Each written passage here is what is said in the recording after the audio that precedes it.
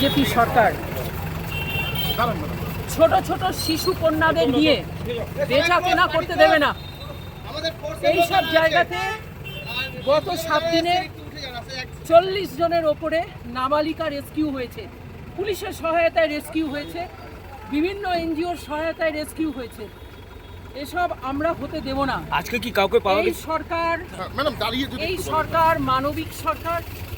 এই সরকার যারা কন্যা সন্তান তাদেরকে নিয়ে যদি তস্করি করা হয়, ট্রাফিকিং করা হয়, সেক্সুয়ালি অ্যাবিউজ করা হয়, আমরা এখানে করতে দেব না।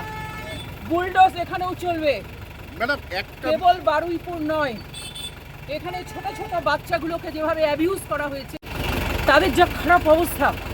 আজকে আমি ধন্যবাদ জানাই আমাদের পুলিশ সুপার এবং এন্টায়ার পুলিশ ফোর্স, যাদের নেতৃত্বে আজকে এই অভিযান গত 7 দিন ধরে চলছে। আমি ধন্যবাদ জানাই শক্তি বাহিনী থেকে শুরু করে সমস্ত বচপন বাঁচাও আন্দোলনের যারা নেতা নেত্রী, তারা এখানে নেতৃত্ব দিচ্ছেন এবং আমাদের পুলিশ বিভাগ এগুলোকে টলারেট করবে না। Zero tolerance. আমাদের মুখ্যমন্ত্রী বলেছেন নারী সুরক্ষা, কন্যা সুরক্ষাতে আমরা কোনো কম্প্রোমাইজ করব না।